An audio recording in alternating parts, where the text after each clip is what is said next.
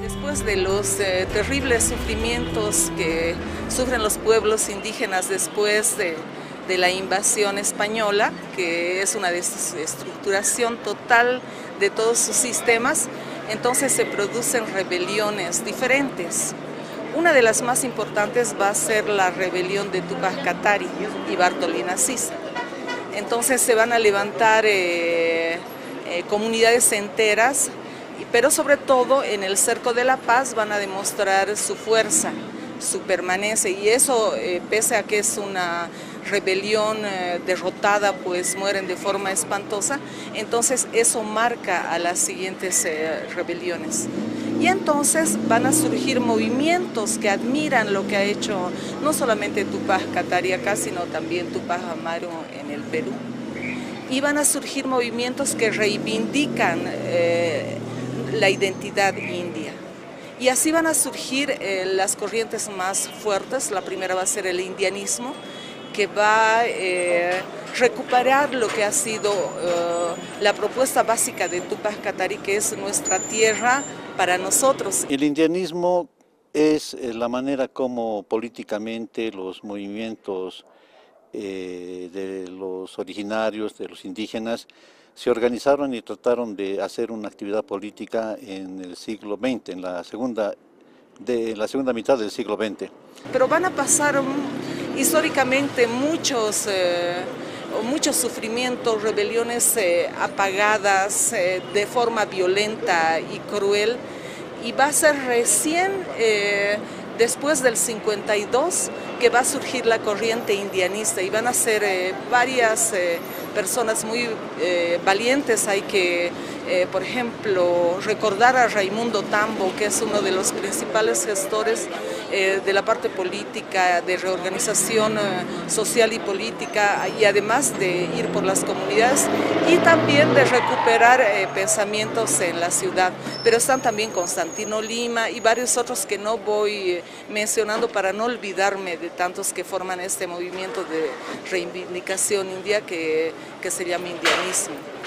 Primero es el indianismo que surge un 5 de noviembre de 1960, son 55 años hasta aquí. Nosotros habríamos dicho en ese tiempo de que ningún partido político, ni de derecha ni izquierda, va a salvar nuestros problemas, y por tanto nosotros tenemos que organizarnos ya nuestro partido político, y nos hemos organizado. El primer partido político en ese tiempo es prácticamente con la sigla PAN, que quiere decir Partido Autóctono Nacional, del cual ese organismo político se ha mantenido, digamos, con diferentes nominaciones. Después de 8 años se ha cambiado, etc. Entonces surge el PIC, que quiere decir Partido Indio del Collasuyo. Ya después de eso, inmediatamente también surge el PIAC, que quiere decir Partido de Indios Aymaras y Quechuas. Y después de eso, todavía el último o el cuarto, ya nace el PIB de Fausto Reinaga. Había una institución minca que era de los campesinos de todos los lugares, se reunía, y ahí se habló de política. Y todos no éramos unánimes, otros querían nacionalismo, otros querían revolucionario, otros querían indianista. Y cada cosa se decía por qué indianista, y el indianista tenía que decirle por qué indianista, el revolucionario, por qué el revolucionario, el nacionalista, por qué, cada uno su tema, ¿no? Entonces nosotros fundamos a consecuencia de que a los negritos, a los citadinos, a los campesinos nos decían indios. Entonces, como no se dicen indios, entonces a estos hay que decirle como alguien dice carajo de mierda, entonces como carajo de mierda te va a quedar así, ¿no? Entonces como indio te va a quedar así, ¿no? Para darles su revés, digamos, a los que nos discriminaban a ellos.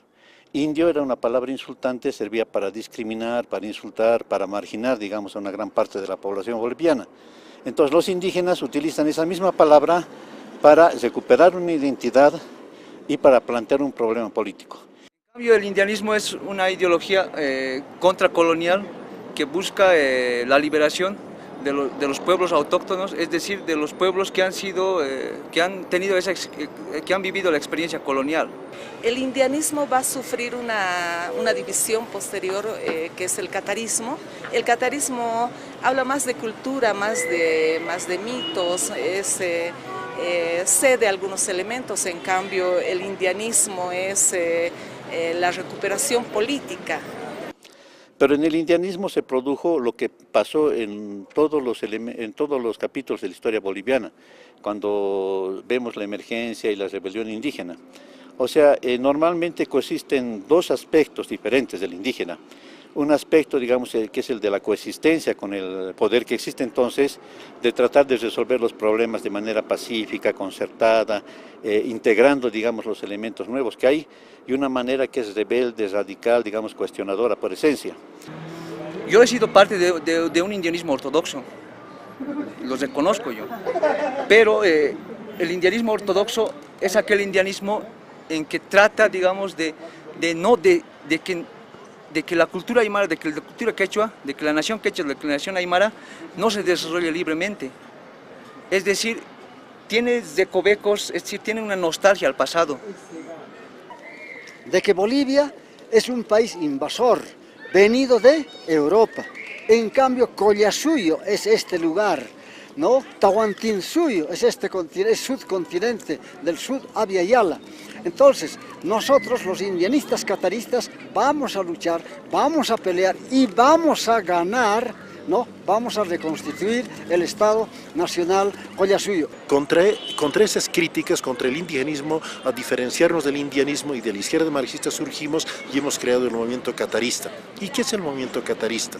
Básicamente cree que en Bolivia no pensamos como el indianismo, que hay que enterrar Bolivia y reconstruir el Collasuyo. Los cataristas creemos que hay que reorganizar Bolivia, nuestro país, donde indígenas y no indígenas, afrobolivianos, cambas, chapacos y todos los habitantes de este país tenemos que construir una Bolivia plural. Y pareciera, digamos, que hay una divergencia profunda, visceral, entre la población de origen indígena y la población de origen no indígena. Esta divergencia no siempre se la da, esto es lo irónico, digamos, en términos opresivos, sino se la da también en términos, digamos, a veces de elogio, de su sobrevaloración de una población hacia la otra, pero que al resultado da lo mismo, da una diferenciación y una no integración común. Entonces, ese es el origen, digamos, esta no integración de estos dos discursos, del discurso indianista y del discurso catarista. Sí, la historia es dinámica y la historia de lo que somos los indios en Bolivia también es dinámica. Y entonces lo que ha pasado ahora nos presenta un nuevo reto y nos exige nuevas respuestas. Entonces estoy muy contenta que hayan grupos jóvenes que ya no solamente son aymaras, quechuas, sino que se abren a otros grupos, a otras naciones indígenas. Por ejemplo, apoyan al Timnis, que son pueblos de Oriente, y me parece fabuloso porque están recreando teoría, están recreando acción y van a ser los futuros líderes, porque además están haciendo crítica de lo que está pasando ahora.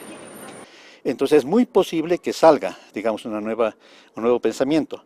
Entonces ese pensamiento va a ser definitivo en la medida que pueda asimilar los logros y también los errores y las deficiencias que ha habido en los planteamientos políticos anteriores. Es ahí que es muy importante conocer no solamente el indianismo y el indigenismo, sino incluso todos los movimientos previos que ha habido. No como, digamos, un afán de conocimiento, ni como un deseo de adscripción, digamos, hacia una ideología, sino como elementos útiles, herramientas conceptuales, en lo que yo creo que va a ser muy importante la creación de nuevas concepciones y de nuevas estrategias para poder resolver estos problemas. Que para resolver estos problemas hay que estudiar más, hay que reflexionar más, hay que dejarse llevar por la duda, es decir, por la voluntad filosófica. Buscar más, estudiar más, solo así, digamos, podemos resolver, porque todo está en la mente.